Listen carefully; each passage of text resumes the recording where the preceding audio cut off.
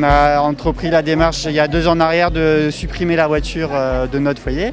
C'est important de trouver des nouvelles mobilités. Une solution d'autopartage, ça pourrait être très intéressant. En plus, c'est pas polluant, c'est super, c'est ce qu'il faut faire, c'est l'avenir. On fête notre arrivée cette semaine à Issy-les-Moulineaux.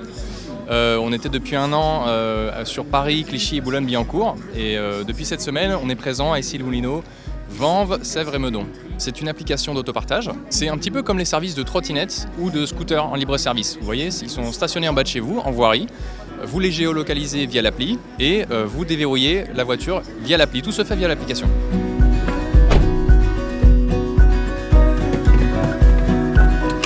Je tourne la clé à fond. Voilà, j'ai un petit voyant OK sur le tableau de bord. Et maintenant, c'est parti. C'est une voiture électrique, donc forcément automatique. Je n'ai qu'à appuyer sur la pédale de frein, passer en mode drive. Je desserre le frein à main et c'est parti. Vous avez des voitures à partir de 19 centimes à la minute. Et nous avons aussi des forfaits. Par exemple, louer une voiture pour 4 heures, vous en aurez pour 39 €. Vous pouvez bien sûr aller en dehors de la zone de service. Il faut juste terminer votre location à l'intérieur de la zone de service.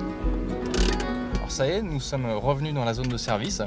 Donc maintenant, on n'a plus qu'à sortir de la voiture. Et surtout, je n'oublie pas mon téléphone, puisque c'est l'équivalent de ma clé de voiture. On a 500 véhicules en flotte aujourd'hui. Et notre flotte est composée à la fois de Renault Zoé et de Dacia Spring. Donc uniquement des véhicules 100% électriques.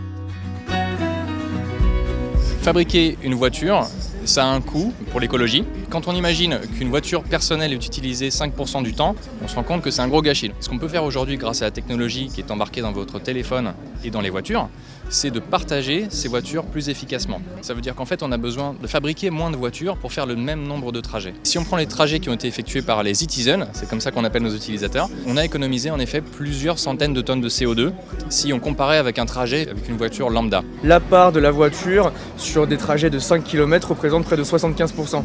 Alors aujourd'hui, il y a une possibilité de trouver vraiment des alternatives par des transports en commun, par la marche à pied, par le vélo, mais aussi par de nouveaux modes de déplacement comme les EDPM et la trottinette électrique. Si on a envie de ne pas utiliser sa voiture, il faut qu'on puisse avoir des transports qui nous permettent d'avoir cette alternative. Donc on crée 200 km de métro autour de Paris.